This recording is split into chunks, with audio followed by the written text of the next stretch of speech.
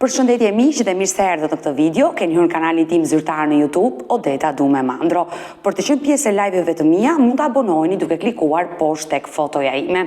Ditën e sotme me live-in tim ne do shkojmë në Itali, do të hap dritaren për Nertila Sharkën, e cila ditën e sotme do rrëfej historinë e dhimbshme të nënës së saj, Mimoza Avrami, nga krutja e sipërme e lushnjës, e cila fatkeqësisht ju tha se humbi një fëmijë nga kjo jetë, por dhe pse kanë kaluar shumë vite, ajo ende beson se diçka ndodhi në spitalin e fshatit Gore atë vit që ajo ishte shtatzën.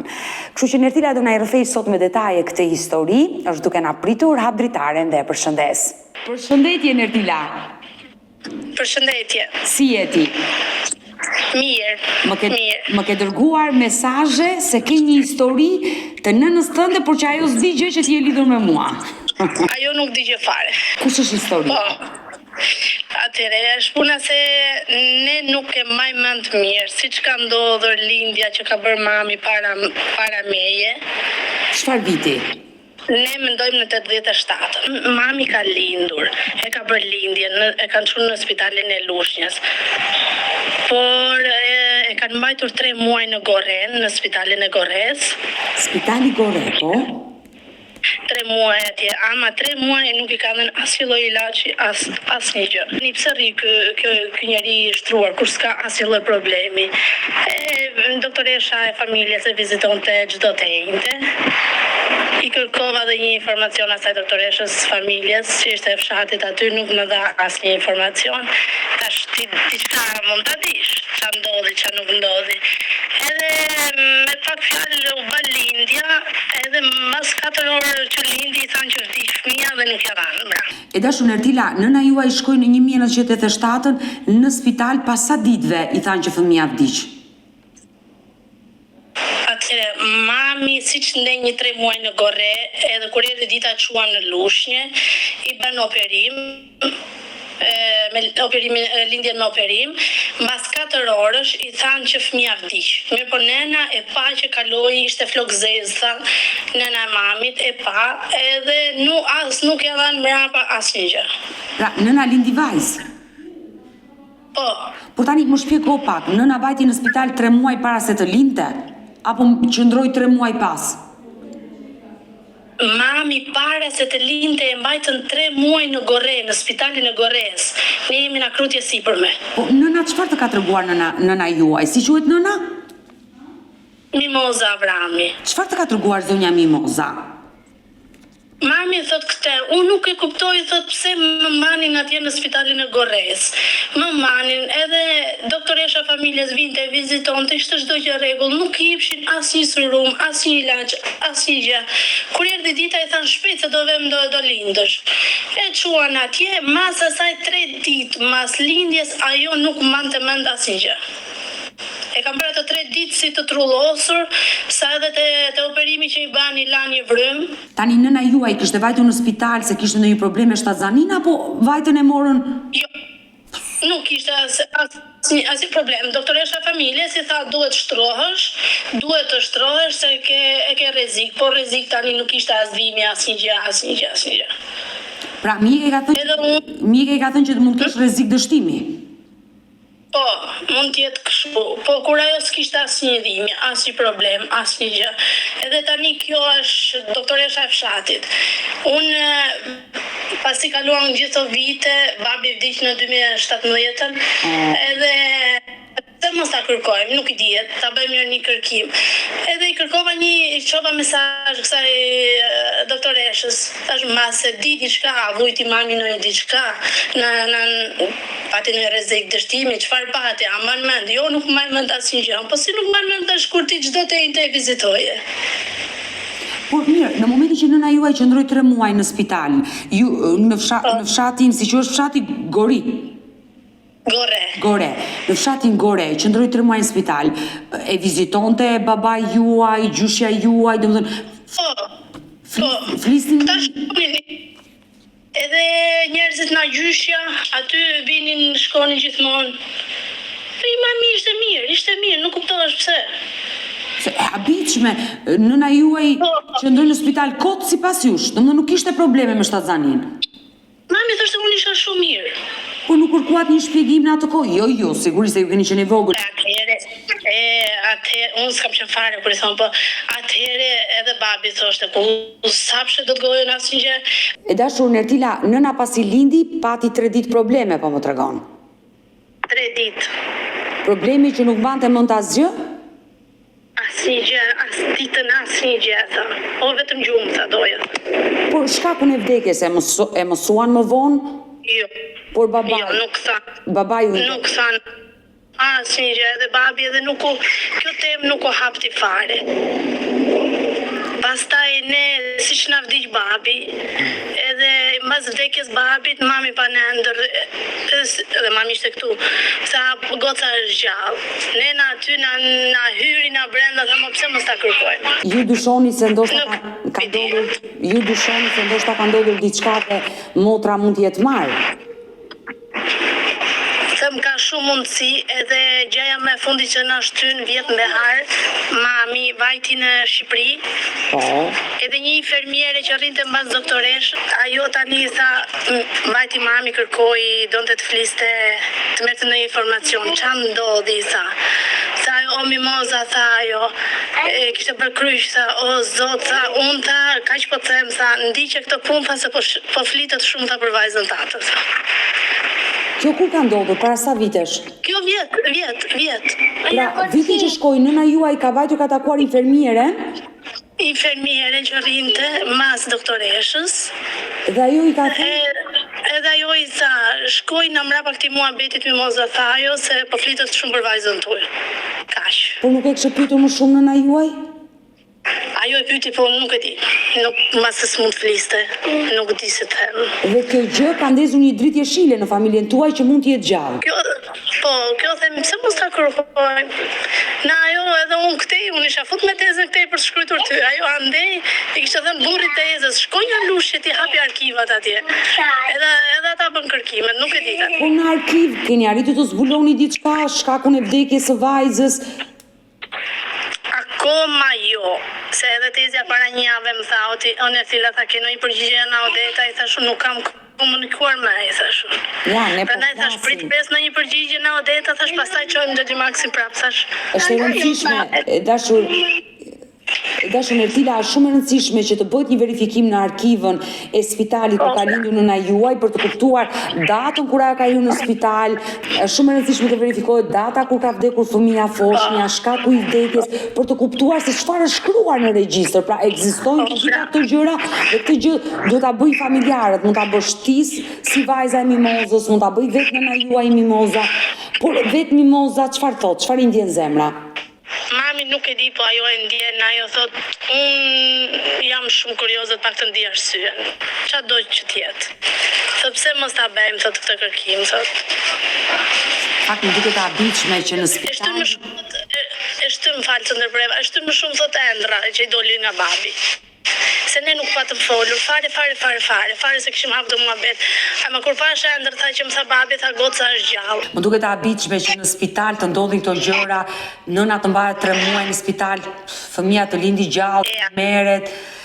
Atëherë ndoste, mua më ka treguar edhe vjera ime, po të paktën ka pas raste e kanë dhënë mrapa nëse ka vdekur.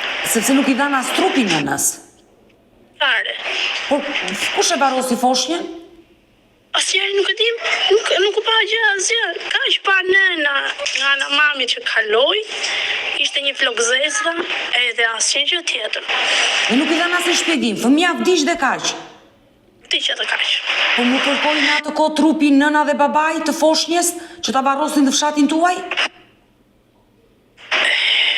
Që të them, nuk e di, jo, thot, imagjino mami ato 3 ditë mrapa ta thash se që ishte. Pastaj babi tha, shkoj kshu e mbyllim këtë muhabet, se donte që mos dhuante mami se ishte smur edhe ajo pastaj. E qartë. Sa të nuk është thjesht, ta bjesh deri në fund edhe...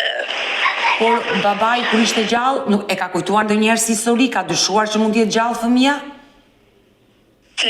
Nuk e kemi hapë në njërë muhabetin të drejtën. Asnjëherë, kur ai ka qenë gjallë. Nuk e kemi hapur muhabetin, nuk e kemi hapur. E dashur Nertila, babai nga se vdiq? Babi me kancer.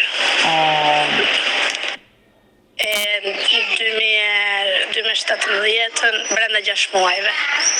Qofti parajs. 57 vjet. Sa i ri. Sa i ri, qofti parajsës dhe jeni lënduar, është vitë e madhe, kur unë njëri punë. Shumë ka jeta. I dashur Ertila, nëse infermierja që i ka thënë nënës tënde vjet që kërkohe vajzën se po flitet, di diçka, çfarë do i thoshe sot ti si vajza e mimozës, sepse nëse ajo di një të vërtet gjithë sekreti që ndron aty tek mjekja dhe infermierja. Para se të lindte mami, ishte mjekja e fshatit, vinte çdo ditë edhe tek shtëpia, thoshte mami pinte kafe. Sa u bë lindja, sa mbaroi çdo gjë nuk u duk më mjekja e fshatit. Edhe me këtë fjalë që tha dhe infermierja, qofse din diçka, qofse është e vërtet, qofse është gjallë, do bënin një të mirë edhe për ne, edhe për atë, edhe për motrën, domethënë. Që ta dinte edhe mami. Pra, pas kaq shumë viteve, ti u bën një mesazh që nëse ka diçka të vërtet që ai fëmijë është gjallë, të marrin guximin dhe të tregojnë të vërtetën. Po, pra, nuk e di, në gjithë çdo kusht vërtetore në zemër.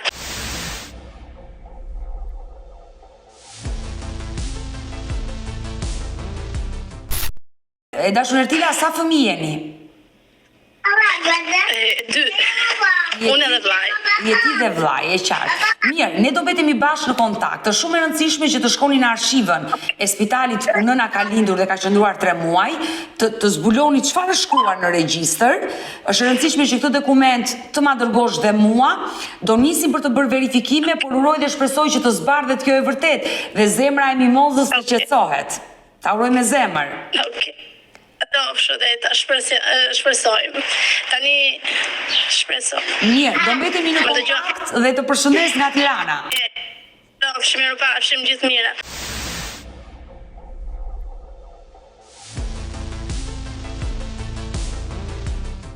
E dëgjuam historinë e zënjës Mimoza Avrami nga vajza e saj Ertila, e cila na shokoi teksa na tregoi disa detaje që nëna u mbajt 3 muaj në spital, nuk ju dha asnjë mjekim dhe asnjëherë nuk e kuptuan familjarët pse ajo grua u mbajt 3 muaj në spital derisa solli në jetë fëmijën dhe më pas i thanë që vdiq, duke mos i dhënë asnjë lloj lajmi gjashtazanis që fëmia rrezikonte apo shëndeti i saj rrezikonte. Ertila tregoi në live se nëna e saj qoftë dhe një aspirin nuk ishte pirë. Uroj dhe shpresoj që ditën e sotme kushdo që e njeh këtë histori dhe kur them kushdo e kam fjalën vetëm për stafin mjekësor të fshatit Gore, të zonën e Lushnjës, infermier apo mjek që kanë punuar në ato vite, vetëm ata mund të dinë diçka dhe të na shpjegojnë këtë situatë dhe uroj dhe shpresoj të më telefonojnë. Mirë, ne do qëndrojmë sërish bashkë live, pasi do të kemi një motor këtu në live me Odetën që do rrëfej një histori të dhimbshme. Hap dritaren dhe e përshëndes. Morën telefon për para 2 ditëve dhe me sa kuptova... Po, të mora për motrën. Motra është martuar prej 10 vitesh në Dubai me shtetas egjiptian. Oh, jeton në Dubai? Jeton në Dubai, nuk jeton këtu. Ajo ka filluar procedurat e divorcit atje. Motra po ndahet me bashortin? Po ndahet sepse shkon shumë keq me familjen e atij, me atë një herë në radhë parë, po dhe me familjen e atij. Aktualisht ka 5 muaj që ka filluar divorcin. Po. Por e ka hequr nga puna sepse është nën vizën e atij. Fatkeqësisht këtë muajin e fundit që do fillonte procedurat, ajo u vendos nën vizën e atij sepse s'po gjente punë. Ka 5 muaj që ka filluar procedurat e divorcit. Në mezi e le që dali jashtë, e mban të mbyllur në shtëpi, nuk e le të punoj, gjendjen ekonomike e ka shumë keq. Çdo gjë e kemi paguar neve që këtej me avokat që ka kushtuar goxha, diku ke 5.000 euro edhe më shumë. Po shumë është. Shifër normal e lartë. Por ka fëmijë motra? Ka 2 goca të mitura, njërën e ka 3 vjeçe, tjetrën e ka 7 vjeçe. Po, si u njoh motra jote me shtetasin egjiptian? Para 10 vite? Njoh atje, jo, se shkoj me punë Dubai para 10 vitesh edhe me këto që nxjerrin këto që i çojnë, i rekrutojnë andej edhe Ofertat e punës që dalin online, e qartë. Po, problemi është se kemi gjetë avokat, kam diskutuar shumë herë me ambasadën, nuk gjej një zgjidhje. Ambasada thjesht më thot neve nuk ndërhyjmë në jurisdiksionin e gjykatës. Në asnjë moment nuk i kam kërkuar që të ndërhysh në vendimet e gjykatës. Unë dua në radhë parë, këto janë shtetëse shqiptare dhe jemi motër dhe vajzat. Vajzat kanë në shtetësi shqiptare, kanë pasaportë shqiptare, ndërkohë ai nuk ja ka dhënë pasaportën e vendit vet. Po dale pak, vajzat mbajnë mbi emrin e nënës apo të babait? Vajzat e mbajnë mbi emrin e atij, se ajo i ka regjistruar këtu.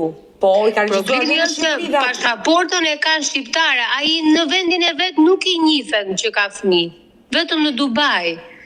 Pasaportat e vajzave nuk ja ka dhënë, nuk e kanë identitetin e atij, kanë vetëm pasaportat e tona, gjë që ai i ka marrë dhe nuk ja jep. Në kohën e luftës që me Dubajin atje, ne jetonim të tmerruar për motrën dhe për fëmijët.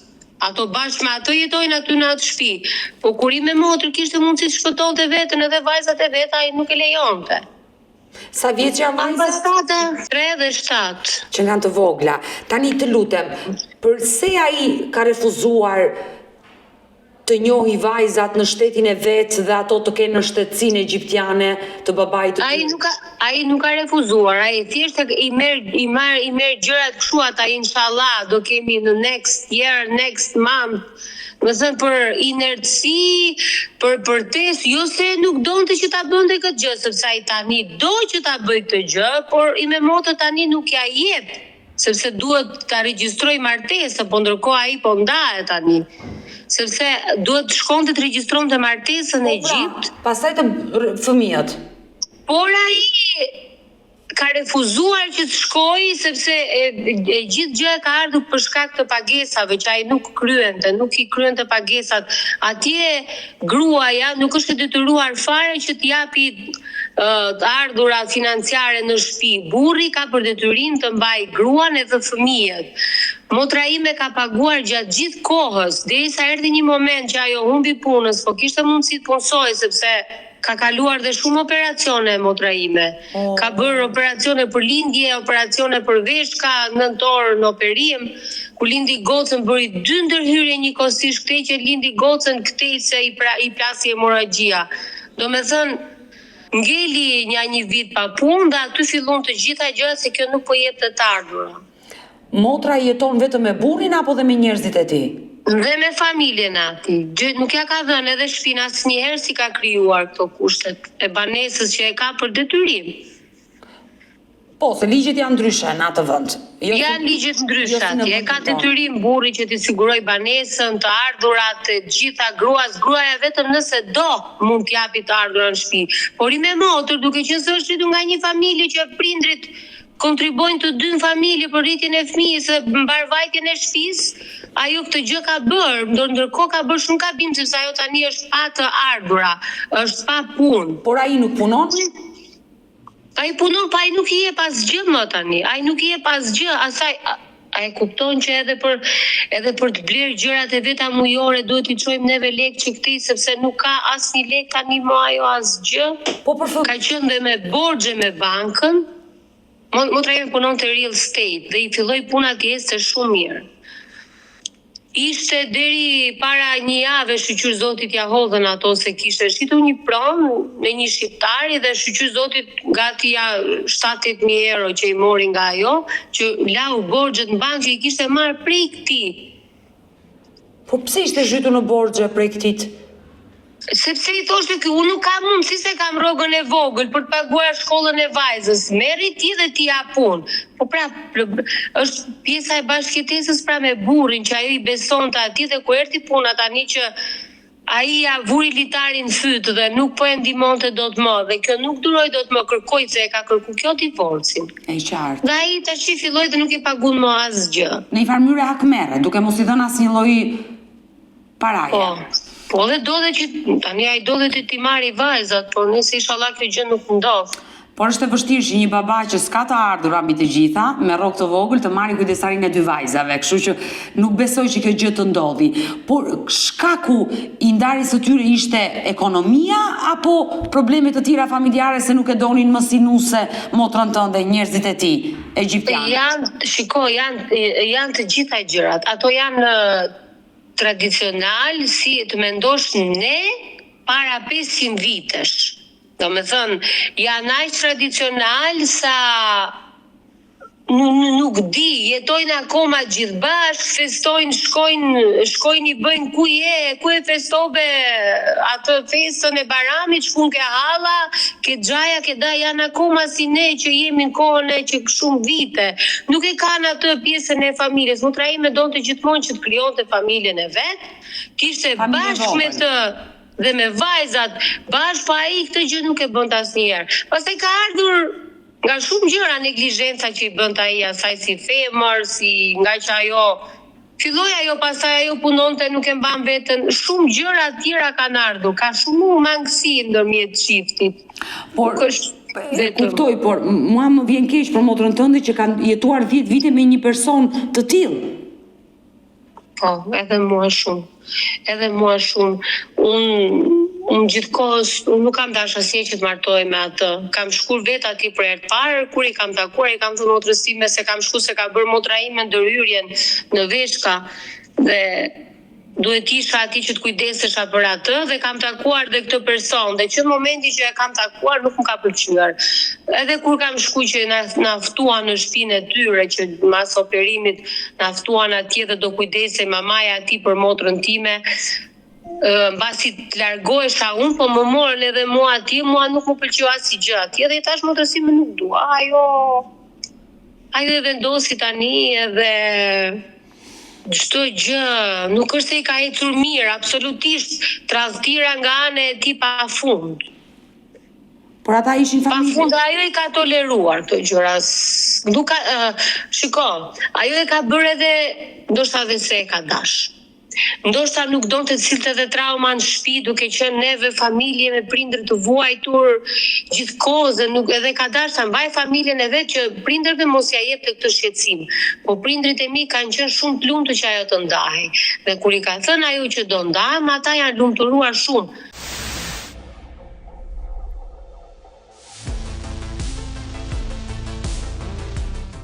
Ajo çdo ditë i shoj buzëqeshja në fytyrë, nuk është se qeshte më. Shumë herë unë e kam marrë vetë, kam shkuar, kam prej biletën, e kam marrë këtu dhe kam thënë nuk do ikësh. Dhe ajo duke që e ka dashur përderisa e ka toleruar 10 vite një bashkëshort të tillë, madje ku i ka falur dhe tradhtit, gjë të cilën besoj me ty si motër ka folur dhe ti ka treguar të gjitha. Sigurisht që po, unë i kam zbuluar edhe vetë me shoqet e asaj dia. Unë ja thosha vetë asaj. Unë nuk do ja thosha kur një shoqes time, nëse do e shikoja që burri vetë, do t'ia thoja motrës time ja kam thënë. Motrës time ja kam thënë, se e kam zbuluar edhe vetë, se kam shku mbi 5 herë në Dubai. I kam shku dhe e kam zbuluar dhe ja tregoja motrës time me fakte që shiko. Dhe ajo e falte. Po tani ka ardhur një moment që unë nuk po gjej dot një mbështetje nga institucionet shqiptare, nga ministria, nga ambasada, qoftë edhe për ta ndihmuar, jo tek pjesa që të shkojnë ata ndërhyjnë atje. Unë dua që ata të japin mbështetjen e tyre që thonë shiko se ne po interesohemi për shtetasen tonë që është në proces divorci dhe njeriu ndjen një grotësi. E qartë, po ku ka ngelur? Ajo është vetëm. Mirë, e qartë është vetëm. Ajo vetëm ka qenë historikisht i bie në Dubai. Po, vetëm ka qenë, po tani në këtë periudhë që ka depresionin psikologjik, sepse është e mbyllur në një dhomë vetëm me vajzat e veta dhe jeton në shtëpinë e atij akoma. E qartë, dhe është në proces divorci, por ku ka ngelur çështja e divorcit që nuk po zgjidhet martesa, sepse martesa e tyre njihet në Dubai, në Egjipt aty nuk njihet martesa. Jo, aty po zgjidhet martesa. Ajo këtu nuk e ka regjistruar, ajo ka ardhur regjistruar vajzat këtu, se shteti jon ti e di nuk e ka problem të regjistroj martesë. Kurse në shtetin e atij nuk lejohet, baba beqar me fëmijë. Po, e qartë. tash i ka ngelu martesa se zgjatje që i bën ato, lufta që lufta dhe prishja e sistemit atje, mbyllja e shumë gjërave atje ka shtyr që në janar që këtij viti që ajo ka hapur divorcin dhe deri tash nga 3 qershor ka seancën e radhës që nuk e di se çfarë do bëhet. A do shtyhet më, a do vendosë diçka? Ajo vetëm ka netur aty gjatë gjithë kohës së mbyllur, momentet që ka dalë ka hasur edhe në dhunë nga mamaja e tij, nga motra e tij. Por nuk e denoncon në polici nëse dhunohet? Atje është shumë keq. Atje mbas shumë përpjekjesh që unë kam bërë, që unë kam marrë ambasadën, që unë kam ndërhyr atje, ka ardhur policia, që unë motra ime është shumë në gjendje të rënduar, që unë e merre policinë, mezi u lidh me një shoqat, që ja çoja emrat e shoqatës, ato me zore sollën një dhe erdhi policia. Shkonte policia rinte 3-4 orë në rajon, nuk vinin fare. Por tani Dashumoza më shpjego pak. Përse e mbajnë mbyllur dhe nuk e lën të dalin, tani të mbaj vjera mbyllur në shtëpi ku nata të kyçin derën, për çfarë e mbajnë mbyllur? Se s'e kuptoj. Shiko, ato nuk është se i kyçin derën. Ato i kanë thënë ti mund të dalësh. Problemi është që sa herë që del, aty krijohen sherre.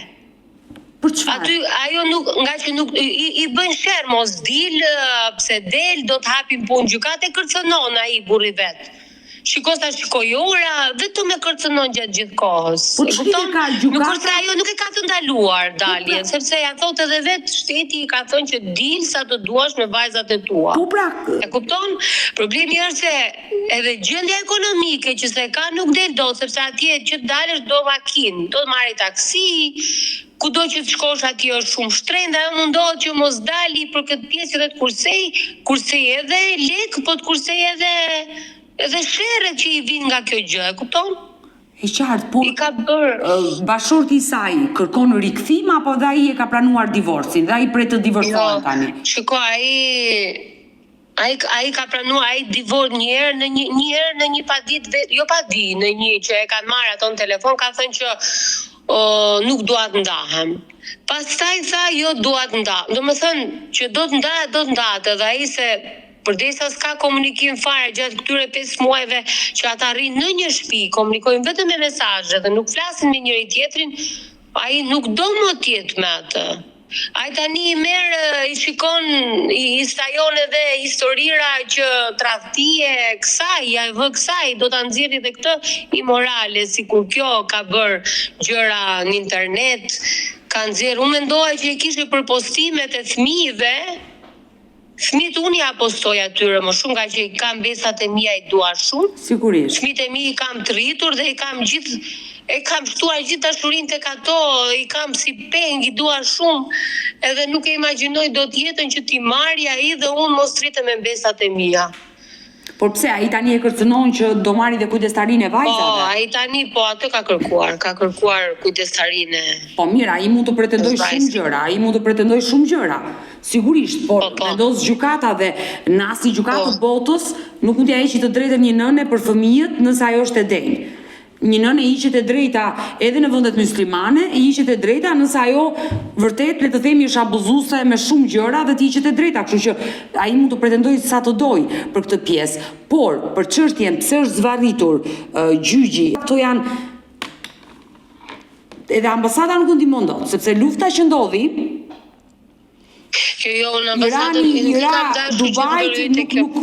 nuk parashikohesh kjo gjë dhe nuk ka çfarë të bëjë dhe ambasada jonë. Pikërisht, më kupton, kur situata ka qenë në krizë në Dubai dhe sigurisht që gjykatat u mbyllën atë kohë, seanca gjyqësore u shtyn dhe këtë gjë kushdo, domethënë të kërkosh ndihmë, nuk s'të ndihmon dot. Por gjyqi do ndodhi, ata do e bëjnë divorcin. Në momentin që do ndodhi divorci, motra jote çfarë ka menduar, të marrë vajzat dhe të vinë në Shqipëri apo të jetojë në Dubai? Nuk i lejohet asaj, nëse i jepet kujdestaria vajzave, nuk i lejohet që të vi, sepse ka ai vitet e veta që do ta takojë. Vetëm nëse thot ai që vazhdo, ai nëse marron gjyqi dhe vendos që ajo të marrë kujdestarinë e vajzave, ai duhet t'i sigurojë atyre një shtëpi të ardhura për vajzat, vetëm për vajzat, sepse ajo kishte të drejtë kërkonte edhe për vete diçka nga ai, po nuk ka kërkuar. Në padinë që ka ngritur ka thënë nuk dua asgjë për vete, dua vetëm Dua vetëm të më siguroj të ardhura për vajzat edhe kaq, nuk më intereson për vete do punoj.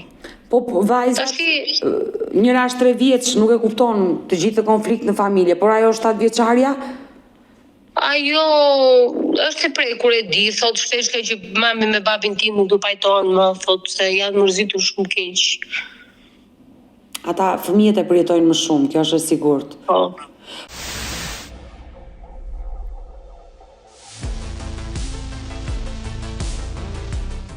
Po mirë, ata jetojnë në një shtëpi dhe nuk kanë komunikime, kanë zero komunikimin. Jo, nuk kanë komunikim fare. Janë, i kanë dhomat ngjitur, ai flen dhom vetë, ajo flen me vajzat në dhom vete. Nuk është se më mirë që se kanë. Shiko, kjo gjë për post fakti se këtu në Shqipëri një çift që është në ndarje nuk do jetoni kurrë Bashkë. në një apartament. Atje jetojnë.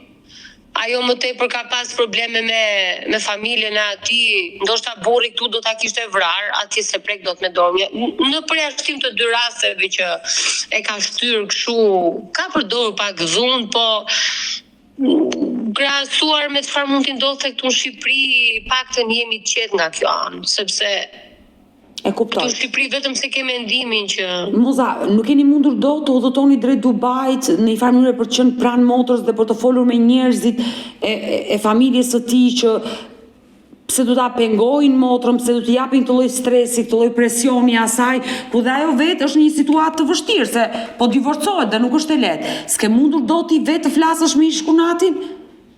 Unë kam folur me atë, kam marrë në telefon dhe ai është njëri shumë i palogjikshëm në të folur. Dhe unë nuk është se e kam pasur gjithmonë komunikimin e mirë me atë, sepse nuk pajtohesha me gjërat që ai bënte dhe pavarësisht se i kam ndihmuar gjatë gjithë kohës, nuk kam shkuar atje sepse përpos faktit që çfarë punoj këtu e ndihmoj motrën time që të paguaj gjëra atje dhe nëse unë do ikja atje do më duhen shumë lek që të paguaj hotelin, Po. që të paguaj bileta vajtje ardhje me të ngrëna, me gjitha me taksi që do udhtoshe, do shkoj, e kupton, dhe ja kam kursyer vetes time këtë gjë, që shkoj t'i bëj gjithë to shpenzime ku ndërkohë ja dërgoja asaj dhe e ndihmoj. Kjo ka qenë arsyeja se rrogtar jemi jo, deta nuk është se kemi të ardhura. Kam 2 prindër pleq aty që shqyr zote ka hanë pensionin e tyre dhe nuk na bezdisin, po duhen parë edhe ata se kanë ato. Por motra, çfarë të thotë në telefon kur flet? Motra? Po. Është ajo thot mua ki besim do se do t'i marr vajza thot. Po është e stresuar goxha, ka goxha doza stresi, është shumë, mos të them depresion, është shumë e rënduar. Jetesa aty më thot shpesh që po nuk mbushem dot me frym. Jam shumë keq, aty e bën edhe ambienti vapa gjitha tani. E qartë. Por ajo edhe shpesh më ankohet për këtë gjë dhe kam shumë frikë ndonjëherë se mos mi bën ai gjë vetes. Nuk e di sa njerëz kam munduar që të komunikoj gjithë këto kohë, kap këtë, por nga ambasada nuk jam e kënaqur fare. Sepse e merr ai konsulli atje dhe i thotë që unë do të ndihmoj, do ta gjej një punë. Konsulli e ka marrë motrën në telefon. E ka marrë sepse i kanë shkuar shumë emailë nga mua, i kam shumë mbi 15 emailë. Unë i çoj emailë, ai mi kthente mua, pastaj merrte motrën direkt. I ka thënë do vi aty në Dubai dhe do interesohem dhe nuk i ka shkuar asnjëherë. Por do vi. E qartë, të bëj një pyetje, motra pse nuk fillon punë? Ku qëndron? Nuk e lejon ai. Ajo ishte në punë, ishte shumë mirë, punonte real estate. E hoqi ai sepse është nën vizën e atij. Kjo është i gjithë problemi. Dhe ajo nuk gjen dot punë. Ajo gjen punë, nuk e lejon ky, shkon ky dhe i thot pa lejen e burrit nuk lejohet që të punoj. Për shkak se është nën vizën e atij, e mban ai, paguan ai për vizën e asaj. Po mirë, një grua që ndodhet në situatë të tillë dhe burri ka të drejtën të vendosë të punojë gruaja apo jo, se kështu janë rregullat atje në Dubai. Po kur ai nuk i zbaton këto gjëra, ka të drejtë gruaja të denoncoj? Se tani ti dërgoj nëna nga Shqipëria lekët, që ajo të blej, ku ta di unë, qoftë një pak o peceta mujore që i duhen, kjo është absurde. Po pra, ta thash ato ja çojmë ne, të betohem, ato i paguajmë ne. Ja ka thënë ajo edhe atje, nga shku në gjykat atje sepse policia, nga që ka shumë raste ankesa shton ato dhe i kanë referuar çdo gjë në gjykat. Pra çdo gjë shkon në gjykat, po gjykata ju e dini si e ka, e marrin me Terezi. Po ndërkohë që ato për mujoret kanë ardha 5-6 herë derisa po i vjen gjyqi këtu. E kupton, ajo thotë çdo gjë që ke shko atje. Ajo edhe këtu ja ka përmendur, të betohemi, ka thënë. Por as për të blerë mujoret e grave nuk kam, se nuk më jep. Kam familjen time që më ndihmon. I ka gjitha si ja kam dërguar me bankë dhe janë çdo gjë të regjistruar. Të verifikueshme. Ka marr kredi, ka marr borxh, ka ndihmuar prindrit, e kupton? Dhe gjitha kanë dalë nga llogaria ime që ja kam dërguar asaj atje. Me avokatët dhe me të gjitha. E qartë, të kuptoj dhe sekretin tënd Moza, nuk është e lehtë gjithë kjo situatë, por që Nuk kam menduar këto gjërat, betohem, po thjesht. Prandaj i kam kërkuar edhe atyre më ndihmojnë në këtë pjesë, sepse unë kam folur edhe me njerëz që jetojnë në shtetet e tjera, gjykata, ambasada atij vendi shkon edhe interesohet për njeriu e vet, shkon dhe thotë si është në mënyrë nga larg, jo që të shkoj edhe të vendosja atje se kam kërkuar kur këtë gjë, po shkon interesohet sepse është në të mirën e asaj motrës time, edhe vetë këta, po nuk e bëjnë, i thotë do vi dhe nuk vjen, dhe unë nuk di ku të përplasem më. E qartë, por me sa po kuptoj unë shkunat juaj e bën këtë gjë për hakmarrje. Ai e bën këtë gjë se i thotë që do të lë pa të ardhura, pa gjë që ti mos kesh mundësi dhe të zvarritesh, domethënë mos kesh mundësi fare që t'ja dalësh, po sigurisht që për këtë gjë e bën, që e lë pa të ardhura. Ajo kishte një punë mrekullueshme, me atë punë që ajo kishte atje, ajo nuk kishte më nevojë punonte, shiste 5-6 apartamenta atje, dhe ajo siguronte të ardhurën për 7 breza, aq shumë se ju e dini mos i është në Dubai. E qartë, e kuptoj, por ndërkohë dikur ai donte që ajo të punonte, sot që është proces divorci, ai nuk e lë të punoj. Dhe njihet kjo gjë aty në Dubai. Ai hoqi nga puna, ai hoqi, vajti u anku atje dhe ato e hoqën direkt, i thanë duhet largosh nga puna sepse na hap të lashe bashkëshorti juaj na sjell policin këtu. E qartë. E ka të drejtë burri këtë gjë.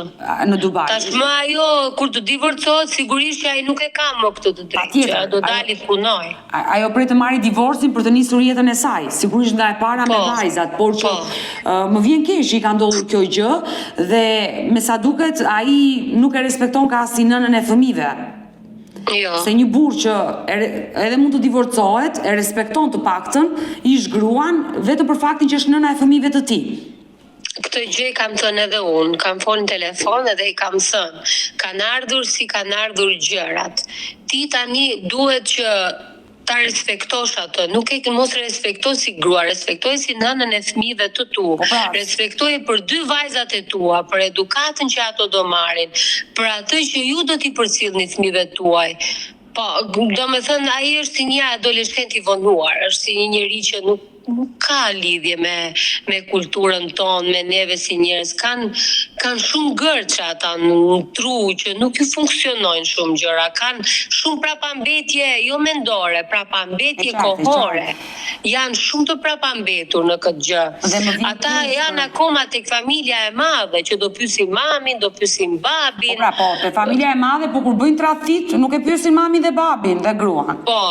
Ata falen edhe 5 herë në ditë dhe tradhtojnë 5 herë në ditë. Po, kështu që nuk janë aq tradicionale dhe që duan familjen dhe respektojnë familjen. Po, për gjërat e tyre janë për gjërat e tuaj që duan ata kur ju prizë interesi vet, kanë traditën e madhe të tyre tradicionale. Të uroj që të zgjidhet dhe problemi me motrën tënde në Dubai, sepse ata prindër vuajnë shumë dhe jam e sigurt.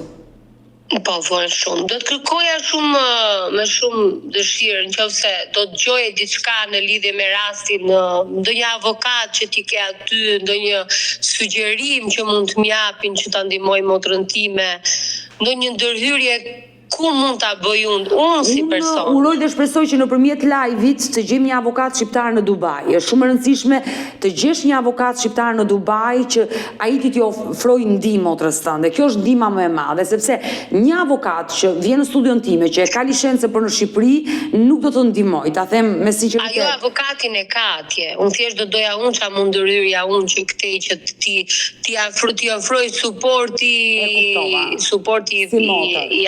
i ambasadës atje. Do flas dhe do të vënë dispozicion edhe numrat e avokatëve të mi, do flas me ta që të ndihmojnë dhe uroj të ketë një zgjidhje sa më të shpejtë, që ajo të dali nga i burg. Mirë të dashur miq, kemi ardhur në fund edhe për këtë live. Unë ju falenderoj që ndurat me mua deri në fund të kësaj video. Nëse dhe ju keni një histori për të denoncuar dhe kërkoni që të jeni pjesë këtu në këtë dritaren time live me Odetën, mos hezitoni të më shkruani në numrin tim të telefonit 069 99 55 698 që ndodhet poshtë ekranit tuaj. Por ju mund të më dërgoni mesazhe edhe në rrjetet e mia sociale, në Instagram dhe në Facebook me emrin Odeta Dumemandro dhe këto janë faqet e mia zyrtare. Ndërsa këtu lart tek fotoja ime mund të klikoni dhe të abonoheni, të bëheni pjesë e kanalit tim zyrtar në YouTube, ku çdo paradite jam me këto histori njerëzore, jam me zërin tuaj që kërkoni të denonconi. Faleminderit që më ndiqni, faleminderit që më mbështesni. Takohemi nesër live ora 10 me një tjetër histori. Mirupafshim.